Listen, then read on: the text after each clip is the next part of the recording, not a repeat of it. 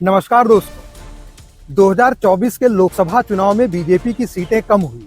इसके बहुत सारे कारण थे, लेकिन एक मुख्य वजह यह थी कि लोकसभा चुनाव के दौरान हमारी सभी विपक्षी पार्टियों ने पूरे देश में एक नैरेटिव चलाया कि भाजपा एंटी दलित है और जो बीजेपी के नेता हैं वो दलितों का और बाबा साहब भीमराव अंबेडकर का सम्मान नहीं करते।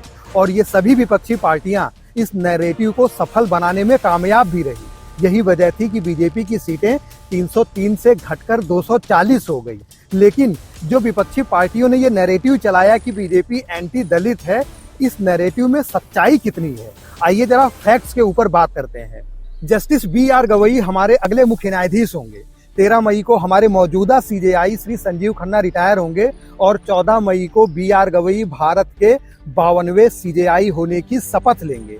अब आप कहेंगे कि बी.आर. गवई के अगले मुख्य न्यायाधीश होने में इतनी क्या बड़ी बात है, तो ये एक महत्वपूर्ण घटनाक्रम है, क्योंकि बी.आर. गवई साहब दलित समाज से आते हैं। अब ये मोदी सरकार में कितना बड़ा एक सिंबॉलिक मूवमेंट है। जिस संविधान को बाबा साहब भीमराव अंबेडकर ने बनाया, अब उसी संविधान की रक्षा एक दलित जस्टिस करेंगे। कांग्रेस और राहुल गांधी सामाजिक न्याय की बात करते हैं। अब ये देखिए, ये है वास्तविक सामाजिक न्याय। हमारे लोकतंत्र के दो स्तंभों के जो मुखिया हैं वो आदिवासी समाज और दलित समाज से आते हैं। हमारी राष्ट्रपति श्रीमती द्रौपदी मुर्मू जी आदिवासी समाज से हैं और जो हमारे अगले सीजेआई हैं वो दलित समाज से हैं। प्रधानमंत्री नरेंद्र मोदी खुद ओबीसी समाज से आते हैं। और हम और ज्यादा फैक्ट्स को अगर देखें तो ये जो विपक्ष का नैरेटिव है कि बीजेपी एंटी दलित है, ये पूरा का पूरा नैरेटिव औंधे मुंह गिर जाता है। अब आप सोचिए, हमारे संविधान के निर्माता थे बाबा साहब भीमराव अंबेडकर, लेकिन बाबा साहब को भारत रत्न मिला 1990 में। यानी 1947 से लेकर 1990 तक हमारे देश में जितनी भी सरकारें थी, उन्होंने बाबा साहब भीमराव अंबेडकर को भारत रत्न देने के लायक समझा ही नहीं। और इस पूरे टेन्योर में अधिकतर जो सरकारें थी वो कांग्रेस की ही सरकारें थी। 1990 में जब केंद्र में भाजपा की मदद से सरकार बनी, तब श्री अटल बिहारी वाजपेयी के प्रयासों के बाद बाबा साहब भीमराव अंबेडकर को भारत रत्न से सम्मानित किया गया।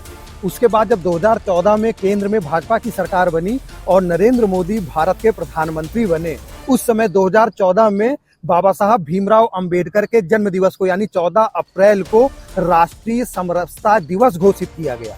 उसके बाद 2015 में जब बाबा साहब भीमराव अंबेडकर की 125वीं जयंती थी, उस समय केंद्र सरकार ने 26 नवंबर को संविधान दिवस और बाबा साहब की जन्मभूमि महू, शिक्षा भूमि लंदन, दीक्षा भूमि नागपुर, परिनिर्वाण भूमि दिल्ली और चैत्य भूमि मुंबई को पंच तीर्थ घोषित किया गया।